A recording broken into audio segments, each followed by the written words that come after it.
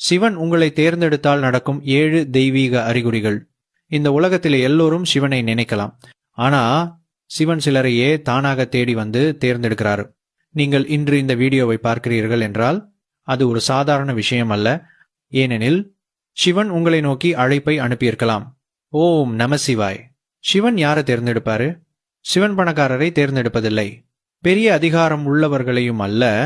அவர் தேர்ந்தெடுப்பது மனதுக்குள் சத்தியம் உள்ளவர்களா உண்டுலா.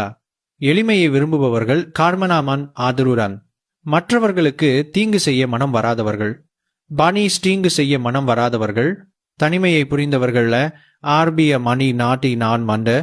வாழ்க்கையில் பல வேதனைகளை சந்தித்தவர்கள். பிபி ஆமா என்டிஆர். வலி உங்கள் குணமாக மாறியிருந்தால் அது சிவன் உங்களை நோக்கி பார்க்க ஆரம்பித்ததற்கான முதல் அறிகுறி. என் நூடி ஏமாஸ். சிவன் தேர்ந்தெடுக்கப்படுவோருக்கு வரும் முதல் மாற்றம்.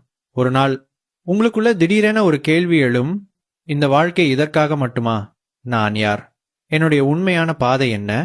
இந்த கேள்விகள் சாதாரணமல்ல. டேட், இது சிவன் உங்கள் அகத்தை கிளப்பும் தருணம். தனிமை அதிகரிக்கும். சிவன் தேர்ந்தெடுத்தவர்களின் வாழ்க்கையில்